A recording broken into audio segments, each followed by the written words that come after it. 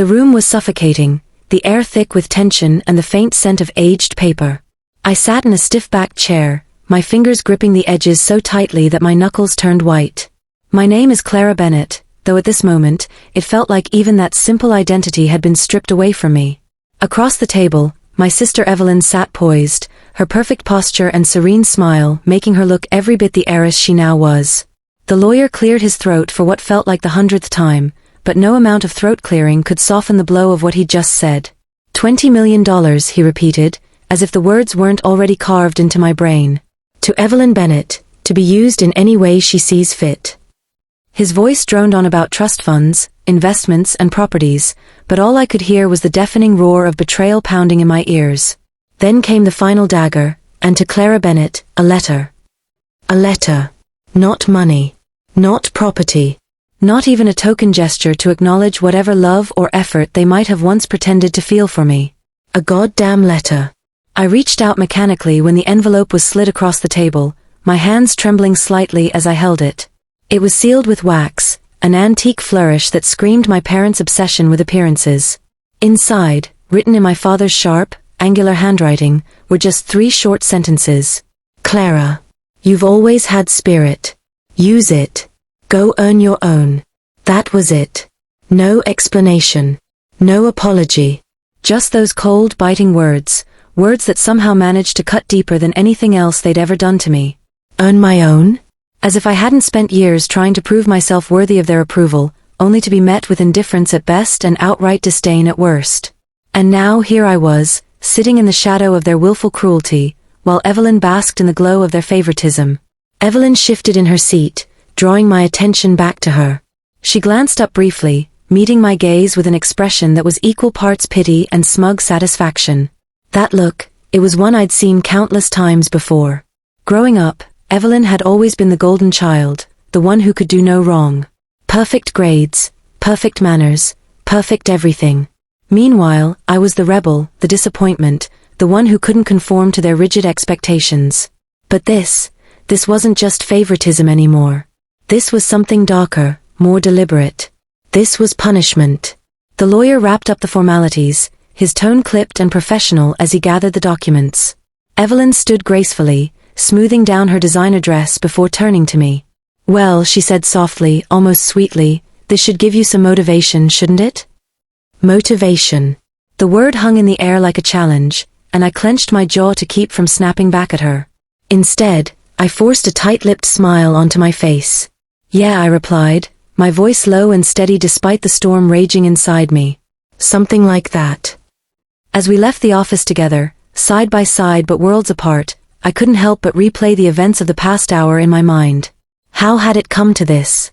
What had I done, or failed to do, that made them decide I wasn't worth more than a few dismissive lines scrawled on a piece of paper? The questions swirled endlessly, each one feeding into the growing fire of resentment burning in my chest. But beneath the anger, there was something else too, determination. If they wanted me to earn my own, fine. I would.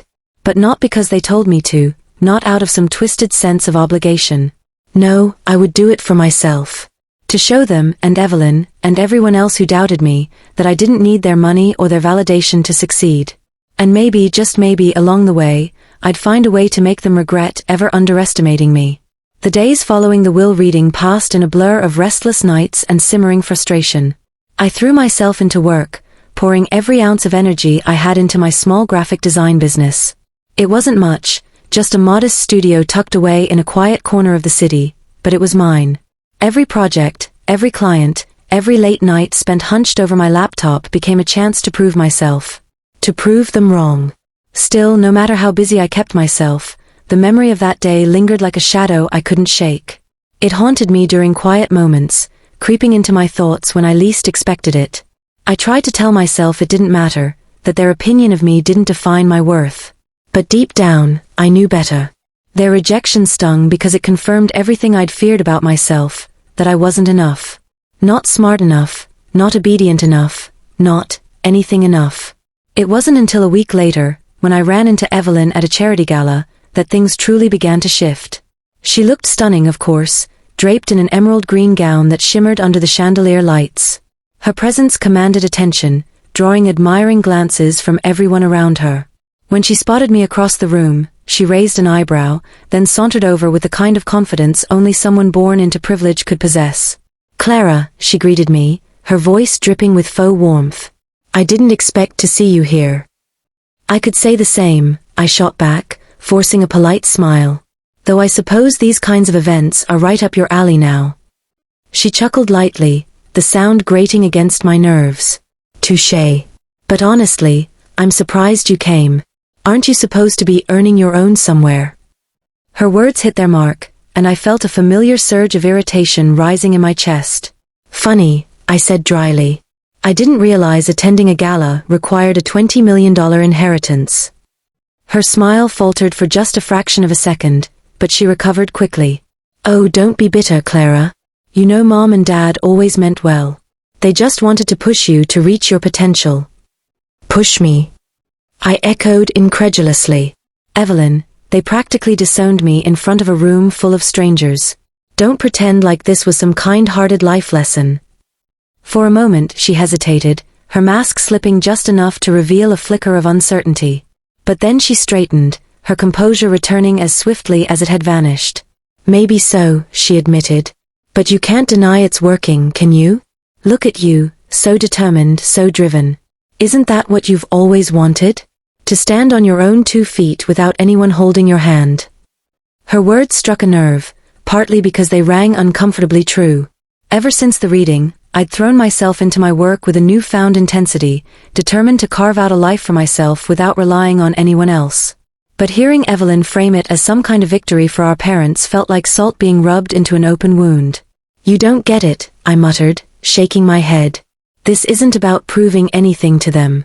It's about proving something to myself." Her expression softened slightly, though whether it was genuine sympathy or mere condescension, I couldn't tell. "Well, good luck with that," she said finally, giving me a patronizing pat on the shoulder. "Let me know how it goes." As she walked away, blending effortlessly into the crowd, I found myself staring after her, a strange mix of emotions swirling within me. Anger, yes, but also envy. Not for her wealth or status, but for the ease with which she moved through the world, unburdened by doubts or insecurities. For all her flaws, Evelyn had never questioned her place in the universe. She knew exactly who she was and where she belonged. Me? I still felt like I was searching for answers, piecing together fragments of an identity that had been fractured long before the will reading.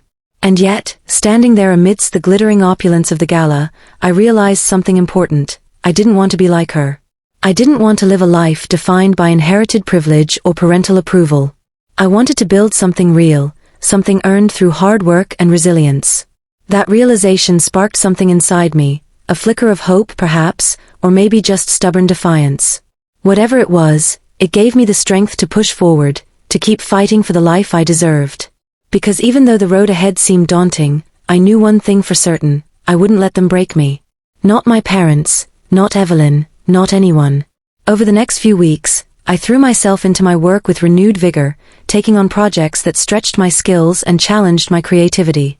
Clients began to take notice, praising my designs for their originality and attention to detail. Slowly but surely, my reputation grew, and with it, my confidence. For the first time in years, I started to believe in myself, not as Clara Bennett, the forgotten daughter, but as Clara Bennett, the artist, the entrepreneur, the fighter. But just as things were starting to fall into place, a new complication arose, one that threatened to derail everything I'd worked so hard to achieve. It started innocuously enough, with a missed call from an unknown number. When I finally listened to the voicemail, my blood ran cold. "Clara, it's Richard," the voice said, hesitant and strained. "We need to talk. About your parents' estate. Call me back as soon as you can." Richard was the family attorney, the same man who had presided over the will reading. His tone was urgent, almost panicked, and it sent a chill down my spine. Reluctantly, I dialed his number, bracing myself for whatever bombshell he was about to drop. When he answered, his voice was grave. "Clara, there's something you need to know. Something your parents neglected to mention in the will." Neglected to mention? My stomach churned as I waited for him to continue. Whatever it was, I knew it wouldn't be good. "There's another document," he explained cautiously. "A codicil, dated shortly before their passing. It changes, quite a lot. My heart pounded in my chest as I gripped the phone tighter. What kind of changes? There was a long pause on the other end of the line, and when Richard finally spoke, his words sent shockwaves through me.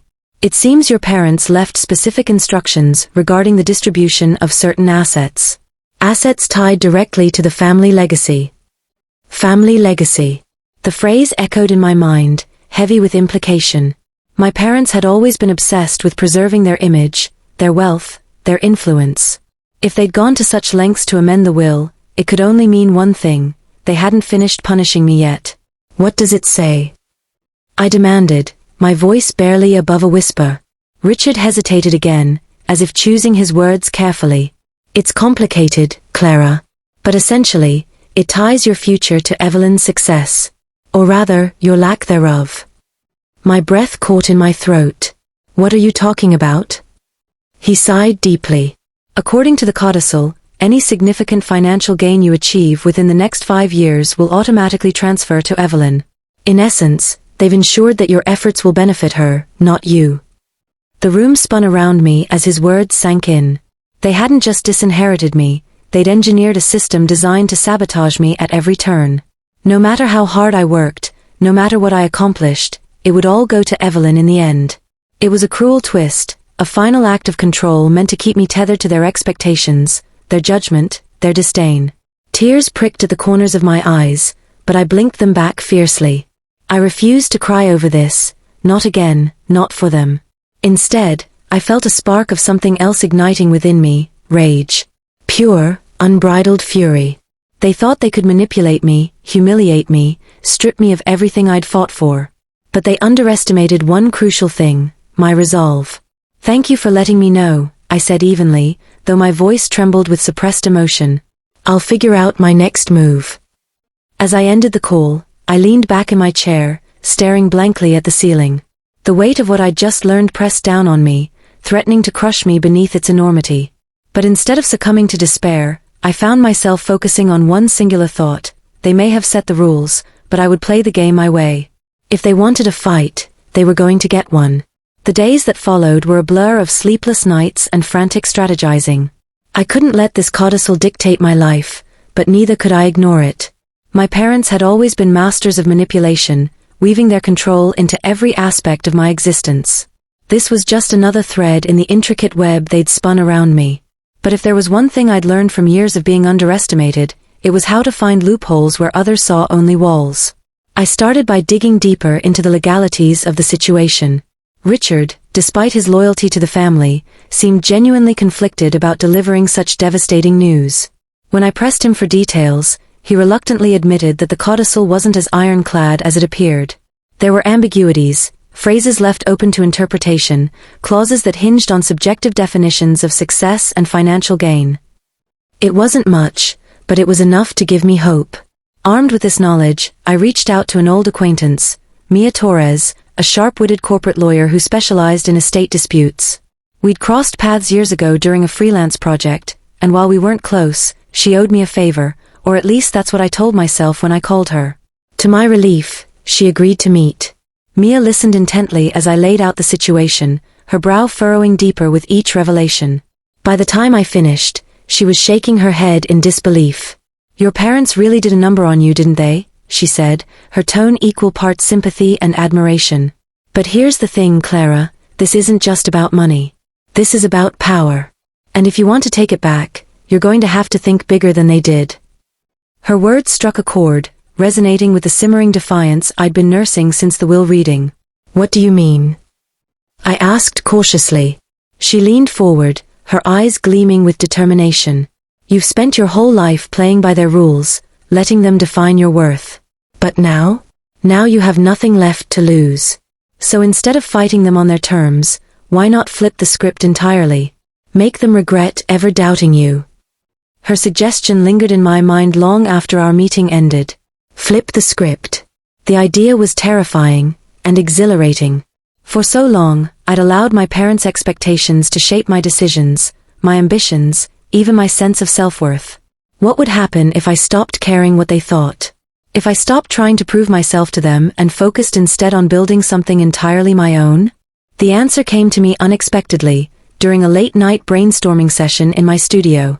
Staring at a blank canvas, I found myself sketching absent-mindedly, letting my frustrations guide my hand. Slowly, an image began to emerge. Bold lines, vibrant colors, a chaotic yet cohesive design that seemed to pulse with raw emotion. It was unlike anything I'd created before, a visual representation of everything I'd been feeling but hadn't known how to express. And then it hit me, art. Not just as a career, but as a movement. A rebellion against the rigid structures and suffocating expectations that had defined my life for so long. If my parents wanted to tie my success to Evelyn's, fine. I wouldn't fight them directly, I'd transcend them. I'd create something so powerful, so undeniable, that their petty games would become irrelevant. Over the next few months, I poured every ounce of energy I had into bringing my vision to life. I launched a new series of artwork inspired by themes of resilience, identity, and transformation. Each piece told a story, not just mine, but the stories of anyone who had ever felt marginalized or dismissed. I shared my work online, posting videos of my creative process and inviting others to join the conversation. To my astonishment, people responded. Galleries reached out, offering to showcase my pieces. Journalists wrote articles praising the emotional depth and authenticity of my art. Strangers messaged me, sharing their own struggles and thanking me for giving voice to feelings they'd struggled to articulate. Through it all, Evelyn watched from afar, her expression unreadable whenever our paths crossed. She never mentioned the codicil or the growing success of my art, though I could see the flicker of unease in her eyes. For someone who thrived on control, my refusal to play along must have been maddening. But the real turning point came when a major museum offered to host a solo exhibition of my work. The announcement sent shockwaves through the art world, and straight into my family's carefully curated facade. The opening night drew a crowd unlike anything I'd ever experienced. Artists, critics, influencers, even a few celebrities. As I stood amidst the throng of admirers, watching strangers connect with my art in ways I'd never imagined possible, I felt a profound sense of liberation. This wasn't just my victory, it was a rejection of everything my parents had tried to impose on me. Of course, they didn't take it lying down. Within days of the exhibition's success, Evelyn contacted me, her usual composure replaced by thinly veiled panic. "Clara, we need to talk," she said tersely over the phone. This isn't what Mom and Dad intended." I laughed bitterly. No kidding. They intended to keep me small, to make sure I never stepped out of line. Well, guess what, Evelyn? I'm done living according to their rules. There was a long silence on the other end of the line. When she finally spoke, her voice was softer, almost vulnerable. "Do you really hate us that much?" Her question caught me off guard. Hate? No, it wasn't hatred that drove me, it was love. Love for the person I was becoming, apart from their influence. Love for the freedom I'd fought so hard to claim. "I don't hate you," I replied quietly. "But I also can't keep pretending that their approval matters more than my happiness. You can choose to stand with them, Evelyn, or you can step aside and let me live my life. Either way, I'm not looking back." After that, things changed. Not overnight, but gradually. Evelyn distanced herself from the family drama, retreating into her gilded cage while I continued to build my empire. The codicil remained a looming presence, but its power over me had diminished. I no longer cared whether my success benefited Evelyn or not. What mattered was that it was mine. In the end, I realized something important. Revenge wasn't about tearing others down, it was about rising above. My parents may have tried to break me, but in doing so, they'd given me the greatest gift of all, the chance to redefine myself on my own terms. And as I looked around at the life I'd built, the friends who supported me, the art that gave me purpose, the strength I discovered within myself, I knew one thing for certain. They could take away my inheritance, but they couldn't take away my future.